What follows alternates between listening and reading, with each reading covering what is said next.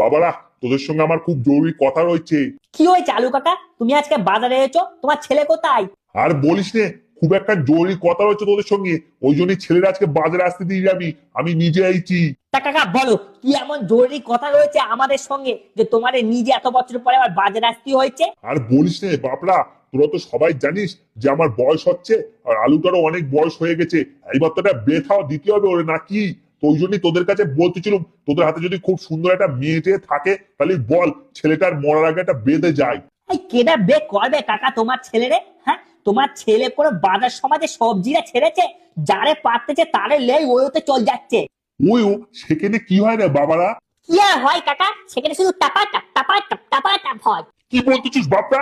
হ্যাঁ, আমার হতচ্ছাড়া ছেলেটা তাহলে বাজার সমাজে এইসব করে বেড়াচ্ছে? হ্যাঁ, এই তো কথা আমি আগে তো কোনোদিন শুনিনি। হ্যাঁ কাকা, বাজার সমাজে কি করে বেড়াচ্ছে তোমার আর কি বলবো, কোনটা ছেড়ে